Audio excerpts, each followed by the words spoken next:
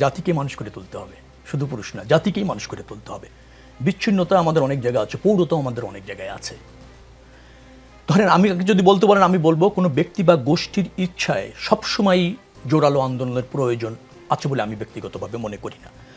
সংকীর্ণ স্বার্থে আন্দোলন হবে সেটা আমরা মনে করি না। আন্দোলন হওয়া উচিত জাতীয় স্বার্থে, জাতীয় প্রয়োজনে, জাতীয় সমস্যায়, সমন্বিতভাবে বা বিভিন্ন ওয়েতে। কারণ যেহেতু ডেমোক্রেসি আমাদের মধ্যে আছে, বিভিন্ন রাজনৈতিক দল আছে, বিভিন্ন মত আছে, বিভিন্ন রাজনৈতিক দর্শন আছে, যারা যার থেকে সোচ্চার হবে, কিন্তু জাতীয় স্বার্থ আমাদের কাছে প্রাধান্য পাবে, এটা আমি বলতে চাচ্ছি।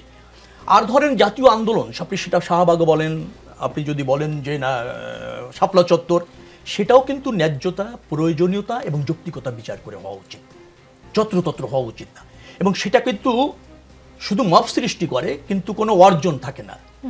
আবার চলমান যে সমস্ত রাষ্ট্র ব্যবস্থাপনার কার্যক্রম আছে সেটাকেও ব্যাহত করে কোনো সময়।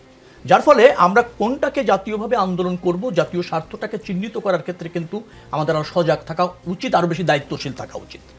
সমালোচকের ওই জায়গাটা খুবই আমি একমত হচ্ছি যে ডেমোক্রেসি যেহেতু আছে, ভিন্নতা থাকবে। জাতীয় নাগরিক পার্টি আসছে নতুন করে, আমরা দীর্ঘদিন ধরে রাজনীতি করছি, জনগণকে রিপ্রেজেন্ট করছি, জনগণের ভিত্তিতে ক্ষমতায় আছি 17 বছর ধরে। ধরেন একটা ফ্যাসিবাদের বিরুদ্ধে রাজনৈতিক দল হিসেবে দায়িত্বের জায়গা থেকে ভোটাধিকার, গণতন্ত্রের জন্য সংগ্রাম করছি। 5 তারিখে যে সরকার, যে ফ্যাসিবাদের পতন হলো, জাতি, ধর্ম, বর্ণ সব শ্রেণী পেশার মানুষ ঐক্যবদ্ধ হয়ে, হ্যাঁ, ছাত্ররা অগ্রণী ভূমিকা পালন করেছে, স্মরণীয় ভূমিকা পালন করেছে, এবং সব রাজনৈতিক দল এক হয়েছে ফ্যাসিবাদের দোষর ছাড়া। আমরা একটা সফল গণ অভ্যুত্থান করেছি।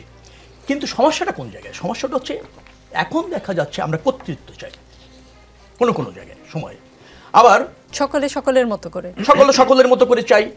তারপর আবার ধরেন যারা কিছু লোক বা কিছু সংগঠন, কিছু ব্যক্তি সব কিছুরই মালিক, দাবিদার, এই ধরনের একটা তো বক্তব্য আছে, সেটাও তো বিভাজিত করে, সেটাও তো অন্য রাজনৈতিক দল, অন্য কর্তৃত্ব যাদের আছে তাদেরকে ছোট করে দেখার একটা মানসিকতা রয়েছে। আমি শেষ করব, একটা জিনিস মনে রাখতে হবে যে আপনার বক্তব্যই শিরোধার্য, আপনার বক্তব্যই ন্যায্য এবং আপনার বক্তব্যই অবধারিত। এভাবে যারা ভাবেন কোনো আন্দোলনকে অথবা ধরেন কোনো দাবিকে, সেটা তো একটা ফ্যাসিস্ট আচরণ।